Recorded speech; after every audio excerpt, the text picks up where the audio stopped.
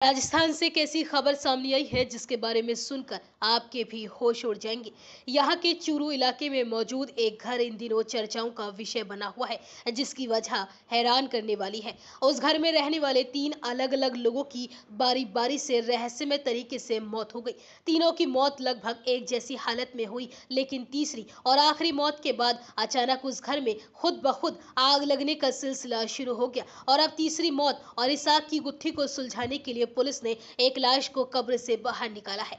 दीवार पर एक खुंटी है, खुंटी पर एक कपड़ा टंगा है, आसपास कुछ भी नहीं है और अचानक उस कपड़े में आग लग जाती है। बेड पर बिस्तर है, बिस्तर के आसपास कुछ नहीं है, यहाँ तक कि घर में ना तो कोई बीड़ी पीता है और ना ही सिगरेट, पर अचानक बिस्तर धू धू कर जल उठता है। बाहर चारा पड़ा है, मौसम ठंडा है और तापमान कम। चारे के आसपास भी कोई ज्वलनशील पदार्थ नहीं, पर अचानक चारे में खुद ही खुद आग लग जाती है। इस रहस्य में आग को पकड़ने के लिए सीसीटीवी कैमरा लगाया गया। कैमरे में रिकॉर्डिंग हो रही थी, रिकॉर्डिंग के सबूत डीवीआर में है। डीवीआर के आसपास भी कोई ज्वलनशील पदार्थ नहीं, पर अचानक डीवीआर भी धू धू कर जल उठता है। इस रहस्य में आग से पहले घर में तीन और रहस्यमय चीजें होती हैं। घर की दादी बिल्कुल ठीक ठाक, अचानक सुबह उल्टी होती है और दादी की मौत हो जाती है। दादी की मौत के कुछ दिन बाद उसके 4 साल के पोते को ठीक वैसी ही उल्टी होती है और उसकी भी मौत हो जाती है। इस पोते की मौत के 15 दिन बाद दादी के बड़े पोते, जिसकी उम्र 7 साल है, उसे भी अचानक से उल्टी होती है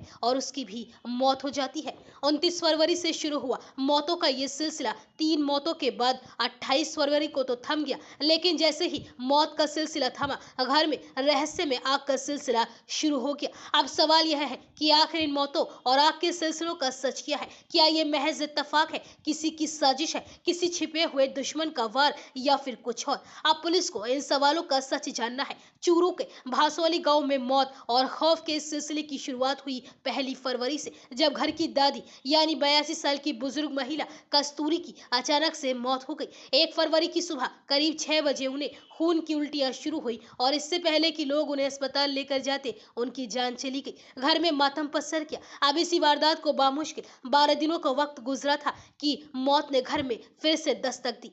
इस बार घर के 4 साल के बच्चे गर्वित की जान चली गई। उसे भी सुबह 6 बजे उल्टी हुई थी और अस्पताल ले जाने से पहले ही उसने भी दम तोड़ दिया। लेकिन अभी घर वाले इस दोहरे सदमे से उबर पाते। अब तक 15 दिन गुजरते गुजरते घर का दूसरा चिराग भी बुझ गया। 28 फरवरी को घर के 7 साल के बड़े बेटे अनुराग यानी मासूम गर्वित के बड़े भाई की भी मौत हो गई।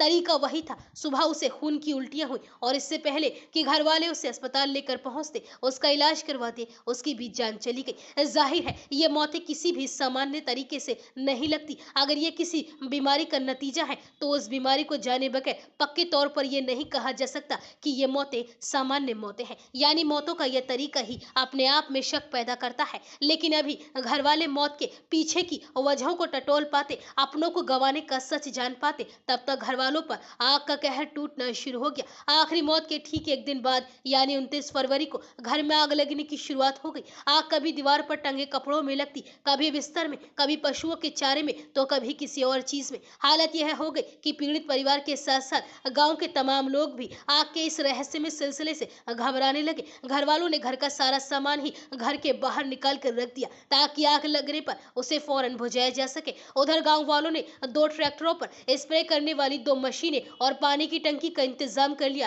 ताकि आग लगने पर उसे फौरन बुझा लिया जाए। इस कहानी में असली ट्विस्ट तो तब आया जब मौत और आग के इस सिलसिले का सच जानने के लिए जब घर वालों ने सीसीटीवी कैमरे लगाए तो एक दिन कैमरे का डिजिटल वीडियो रिकॉर्डर यानी डीवीआर ही जल गया। गौर करने वाली बात यह है कि घर में सीसीटीवी कैमरे 3 मार्च को लगाए गए। इसके बाद घर में एक बार भी आग नहीं लगी, बल्कि इस दौरान घर के बाहर पशुओं के बाड़े में आग लगी। लेकिन 5 मार्च को अचानक घर में फिर से आग लगी और इस बार आग सीधे कमरे के डीवीआर में लगी। इसके बाद अब घर वालों को इस आगजनी की घटनाओं के पीछे किसी साजिश का शक होने लगा है, क्योंकि जिस तरह से डीवीआर में आग लगी है उससे 2 बातें साफ है। अव्वल तो इस साजिश के पीछे जो भी है वो घर में सीसीटीवी कैमरे लगने से नाराज है और दूसरा उसने सबूत मिटाने के लिए सीधी डीवीआर को ही फूंक दिया है। फिलहाल इस परिवार की हालत मरता क्या ना करता वाली हो गई है। मौत और आग के सिलसिले से डरे परिवार वालों ने इस रहस्य में सिलसिले से पार पाने के लिए तांत्रिकों को भी बुलाया, जिन्होंने 9 मार्च की शाम से घर में खास किस्म का कर्मकांड किया शुरुआत की। जो रात 3 बजे तक चलता रहा। लेकिन जैसे ही तांत्रिक गतिविधियां खत्म हुई, फौरन उसके बाद रात 3 बजे घर में फिर से आग लग गई। इस रहस्य में मामले की तह तक जाने के लिए पुलिस ने डीएम से अब इजाजत लेकर इस परिवार के छोटे बच्चे गर्वित की लाश को कब्र से बाहर निकाल लिया है और मेडिकल बोर्ड से उसका पोस्टमार्टम करवाया जा रहा है, ताकि ये पता लगाया जा सके कि आखिर बच्ची की मौत कैसे हुई। क्या मौत के पीछे जहर या कोई और दूसरी वजह रही, या फिर उसके पीछे की कहानी कुछ और है। इस मामले की जांच में पुलिस ने सारे ऑप्शन खोल रखे हैं, यानी उसने परिवार से लेकर आसपास के लोग, नाते रिश्तेदार, दोस्त, दुश्मन सभी को शक के दायरे में रखा है। पुलिस को शक है कि इसके पीछे किसी दुश्मन का हाथ हो सकता है, जो शायद भूप सिंह के परिवार से बदला लेना चाहता हो। परिवार ही किसी रिश्तेदार का हाथ भी हो सकता है, जिसे इनकी मौत से या फिर इनके घर छोड़कर चले जाने से फायदा हो, या फिर इन वारदात के पीछे घर का ही कोई सदस्य हो जो बदले की भावना से जान ले रहा हो और आग लगा रहा हो। फिलहाल पुलिस इन सभी पहलुओं की जांच में जुटी है। वहीं पीड़ित परिवार और पूरा गांव दहशत के साए में जीने को मजबूर है।